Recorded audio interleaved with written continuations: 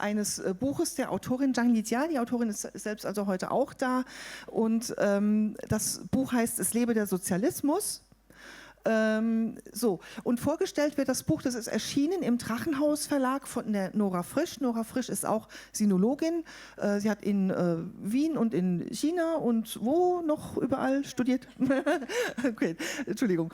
Und ja, sie hat 2010 den Drachenhaus Verlag gegründet.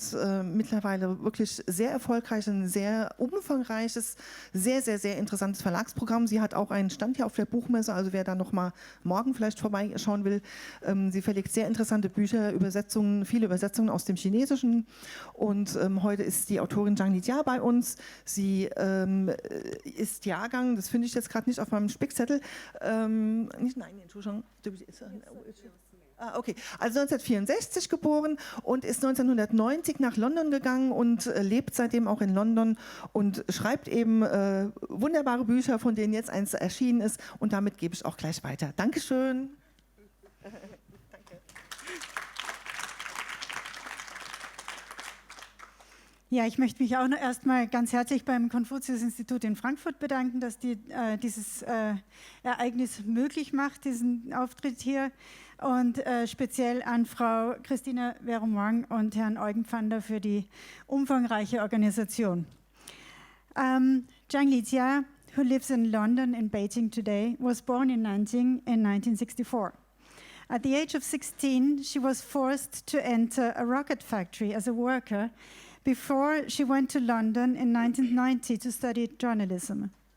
For many years, she has been writing for international publications such as The Guardian, the South China Morning Post, Newsweek, and the New York Times. She is also a regular guest on radio and television stations such as BBC, Channel 4, and CNN. Zhang Lijia has written several books, including her autobiography, Socialism is Great, which we will introduce today. Oops. Oh. In this book, she describes how she grows up in the Nanjing of the 1980s as the daughter of a poor working-class family. Danke. In a society characterized by intellectual narrowness and a strong pressure to conform. Können wir die Bilder kurz sehen, bitte? Ah, ja. So we see the pictures of her, of the time of her growing up in Nanjing, over there.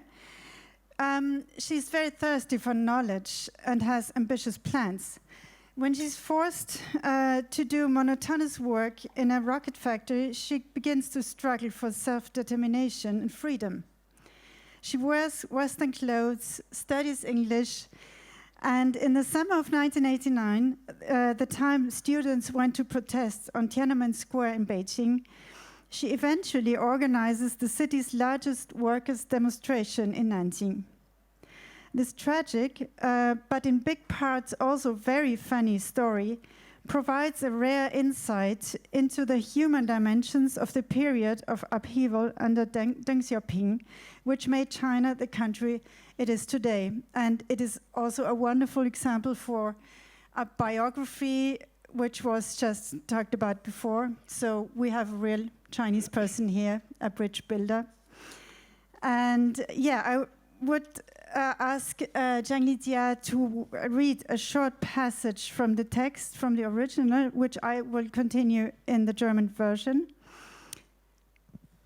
Thank you kindly, Nora, for the very kind instruction. I'm going to continue the instruction because you already know when I was born. So, you know, in China, each character has a meaning.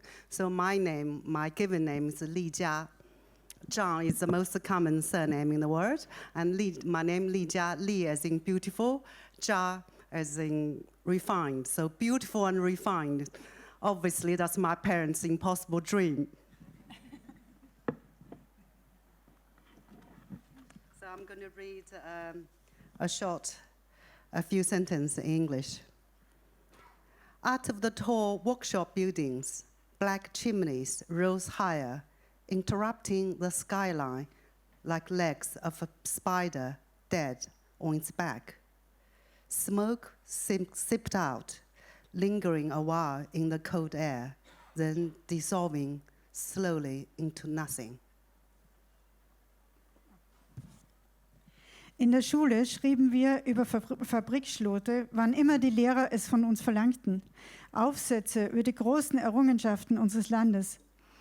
Mit Standardphrasen wie prächtige Schornsteine, die in den Himmel ragen, bestätigten Kinder in ganz China diese Symbole des sozialistischen Fortschritts. Dabei fand ich diese Schlote eigentlich schroff und hässlich. Am letzten Tag unserer einmonatigen Schulung wurden wir zu einem Rundgang durch das Produktionsgebiet von Liming mitgenommen. Obwohl meine Mutter ihr ganzes Leben lang dort gearbeitet hatte, hatte ich das Gelände noch nie betreten. Ohne einen offiziellen Pass mit Foto war niemandem der Zutritt gestattet. Ein Gewirr von Rohrleitungen in Bodennähe sandte dissonante Töne aus. Einige waren mit weißem Plastik umwickelt, aus anderen trat Gas aus, sie gaben heftige Zischlaute von sich, wie ein gefangenes Tier, das zu entkommen versucht. Aus manchen Biegungen in den Rohrleitungen sickerte weißer Nebel. I asked you to choose a key passage. Why did you choose this part? I guess that's just kind of a set the scene, give you a flavor what the factory was like. Yes. Well, many people would be really bitter about what you have experienced, but this does not seem to be the case with you. On the contrary, you describe your life with a lot of humor and self-irony and manage to find something positive even in the most hopeless situations. Where did you get this resilience? I must say I wasn't thrilled when I was taken out of school. I was a good student and I was hoping I would go to university and become a writer and journalist. And since I was young, I always wanted to be a writer and journalist. So I wasn't very happy with the decision being dragged out of school. But as I grew older and I understood my mother, being uneducated, she did not quite appreciate the value of education. But she thought the best thing a mother could do was to secure a job for her daughter. That's what she did. And for many years, I enjoyed a close relationship with my mother. Yeah, and I guess my life has not been easy. And in some ways, I suffered lots of setbacks in both professional and personal life. That made me resilient, and I'm grateful for that. And honestly, I just think I've been extremely lucky to got where I am now. And I think I worked hard, and I met people who went out of the way to help me.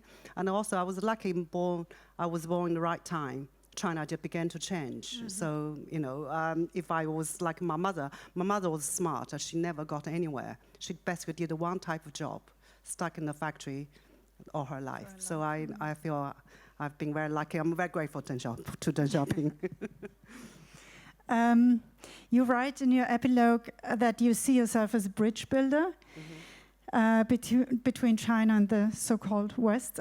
What is your message to Western readers, and what the other way around? What would you tell some of the characters you describe, especially the chauvinist ones, from today's female perspective? I think that you're asking quite a big question. Let me try to unpack it. So I think I grew up in China, and I wanted to be a journalist. That was quite difficult, but I believe that I also have something that other Western journalists don't have, which is the insight into Chinese society. And I think China has become more important than ever. China's economic power, any country's economic power has to be translated into political influence. But I think in China's case, there's still, China has become too important to be ignored. But yet there are so many misunderstandings and fear, or at least uneasiness about China. And I believe some of the fear is generated by ignorance. So what I'm trying to do, perhaps in my small way, to help people outside China to have a better understanding where China is coming from, what is happening now, why it's going. So I think once you have a better understanding of China, you have a more sympathy or at least empathy towards China, and certainly less fear. And now, particularly, I think since Putin's invasion of Ukraine, China's failure in condemning the invasion has kind of damaged China's image. Yeah, sometimes I'm just talking to ordinary Westerners. I live in London. People just almost. I write articles to criticize China, but I also see what China has achieved. So not everything about China is terrible or bad. And I'm not a dissident either. You describe the society you grew up in as extremely controlling or even repressive, and many people downright apparatchiks put hurdles or obstacles into your way wherever they could because they were jealous or they didn't want you to get any further. And they were really conformist to the party, and you were regarded as conspicuous because you were wearing Western clothes, were dressed differently, and had the most interesting spectacles or glasses you could find in town. And nevertheless, many passages can almost be understood as a declaration of love to your compatriots. That's how I read it, at least. And characters you describe are maybe somewhat bizarre, but thoroughly likable. What reconciled you when all you really wanted that time was to get out? Anyway, again, you covered quite a lot of few points. I would want to say, talking about China, I think individualism, I would not say describe it as a kind of an important part of our culture. For example, we have lots of Chinese saying urging people do not stand out. For example, we say a big tree catches wind, 树大招风. The bird flies out first, gets shot first. And so all these things urge you, do not stand out, to be different. But I think China today has become more individualistic. And I've just returned from China, where I'm trying to working on a new project about young Chinese women's changing attitude towards marriage and motherhood. And so women become, I think the China's low birth rate is driven by urban educated people. They become more individualistic, and they do not necessarily see marriage or motherhood as necessary ingredients to happiness. So China has changed a lot. But I think that all these changes started in 80s. I mean, for me and many of my friends, 80s was probably the most fascinating era in contemporary China. Deng Xiaoping introduced the reform, which changed China beyond the economic field. And from then, in my book, I was trying to different. I was wearing Western clothes. Now I prefer Chinese clothes.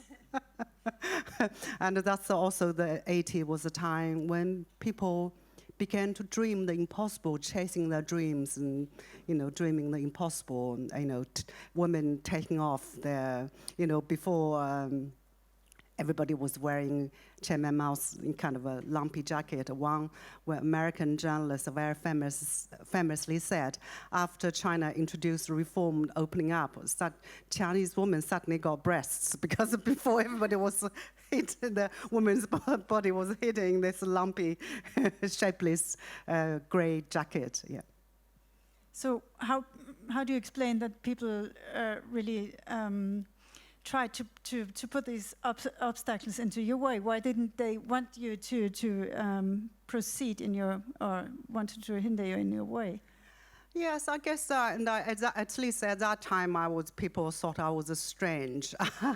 I, for example, I guess that's probably my rebellious side of me come out. So I started teaching myself English, and I become more individualistic. And I become learning English. Looking back, really changed my life. So once I started to learn English, I become quite obsessed. I often find myself riding my bicycle in the dark street of Nanjing, singing carpenter songs. And they called you the toad who wanted to eat swan's meat. Yeah. And people start laughing at me, and they said, "You're a little factory worker. Why would you want to learn English?" Slowly, I just didn't care what people thought of me. My English sounded probably quite different from what. Yeah. Shall I give an example? Yes. Merry 克里斯姆斯安德 Happy New Year. I think I just wish you early Christmas, Happy Christmas. Okay. In your book, you write very openly about the many relationships you had. Not too many of you. Quite a few. And above all, also amazingly openly about sex. In the China of the 80s and 90s, it would probably have been impossible to publish a book like that. How's the situation today? Would it be possible to publish this book in China? This book won't be, it's not possible. Somebody actually, I was talking to my friend Shen Yang, and a Chinese guy, he just loved the book, and he translated it into English. Anyway, so, but it won't be able to publish in China because it's not because of the sex part. It is more likely because I wrote about, and towards the end, in 1989, I organized the protest, the biggest one among factory workers in support the democratic movement led by students in Tiananmen. And back on the sex part, and I think because I wrote in English, that took away some inhibition I might have. If I wrote in Chinese, I think the sex thing would be much less explicit or detailed. Because I would worry my mother would read it. So I wrote in English. I think that's a wonderful thing because English is not my native tongue. But I still struggle, by the way, I'm sure you have noticed, and after studying English for all these years, I still make basic mistakes. But writing English also, I feel I have certain advantage because it's not my native tongue. I have the freedom, and really, I don't know how I can articulate this. It's freed me politically because I write in English. I do not go through the censorship. 20 years ago, I was invited by a Chinese publishing company to write a book about, when I was living at Oxford, to write a book about the Western image of Chairman Mao. And I wrote the book, but it did not pass the censorship because they think it's too negative. So ever since then, I decided to write in English, so I do not have to go through the censorship. And also, it freed me literally because English is not my native tongue. I can afford to have an adventure. I structure my sentence differently. I use different verbs. I borrow Chinese saying to spice up the language. My last book is a novel, and my editor fell in love with the language because the way I write gives the language a freshness. I hope I answered your question. Well, we've got a few minutes left. Are there any questions from you would like to ask Zhang Lijia? I promise I'll be very open.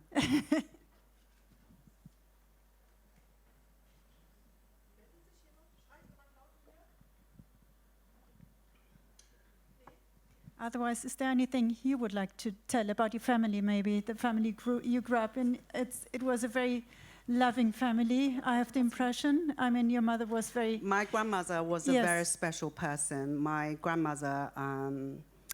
My last book is a book followed the life of a young migrant worker turned prostitute, because. And before my grandmother passed away, I learned she was a courtesan. She was sold into prostitution. So ever since then, I have a fascination about prostitution. And in some ways, I hope that will help me to understand what, what she went through. Yeah. So my grandmother was a very special person. I guess she suffered so much in life, but she was really gentle, very loving, and not bitter about life. And I think just she was just one of those women from her generation who could take so much suffering without bitterness, which is very different from today's young people. Yeah. Today's young people, they're like a strawberry, easily bruised. The life has become easier. My grandmother's generation, life was just so unbearably tough. Yes, you said your grandfather killed himself because my grandfather killed himself during the Cultural Revolution because he didn't have the political correct background. Yeah. But your family never let this get close to you. So you said yes, you were, yes. I only discovered about my grandmother's story shortly before she passed away. Yeah. And the disputes with your mother, I think they're sometimes really quite funny because you were really giving her contra. But she was, from her perspective, you said you understood her now, or later you understood why she acted the way she acted. She wanted to give you the tier 1 fan, the iron rice bowl. Yeah. And this was the best thing she could do to her daughter, although it really cut you off from education. Yes, I understood her better. So and for many years now, my mother passed away 6 months before COVID. But before that, I bought a flat for my mother, and I would try to see her whenever I could. Yeah, I just wish she was proud of me, but it was a little bit difficult. And I guess as children, we all want our parents to feel proud of us. But for the woman of my mother's generation, success is measured by money. I have given lecture to all top university, Harvard, Stanford, New York, Columbia. I published the New York Times. I published Newsweek. I was interviewed by BBC Sky regularly. But all these things are very difficult to tell my mother. Yeah, but I thought this passage was very funny, where you translated for the first time, I think, some yes, it's a travel documentary about Peru. Yeah. And your parents were so proud because in the end your name was shown, and the whole family was on TV, was close to the TV set and watching your name come up. And yes, but unfortunately, I think for still even today, like I was in Nanjing just a few weeks ago. I was telling my sister I'm coming to Frankfurt, and my sister said, "How much money could you make from this trip?" I said, "I'm afraid probably not very much." She said, "Why would you bother?" And I think, what amazing experience. I come here, I was put up in a nice hotel, I meet all sorts of fascinating, interesting people. So that hasn't really changed. I guess for me, it's how rich one is measured by memorable experience. So I think I'm a super rich woman. Well, thank you very much. And we've got a few copies of the book here, so maybe if you want, we can sign them outside. Zhang Lijia could sign them for you outside, otherwise and one day can put on eBay, say a high price. Otherwise, you're welcome to visit us at Drachenhaus Verlag. It's in Hall 3.1. Thank you for your excellent question, Laura. Thank you too. Dankeschön.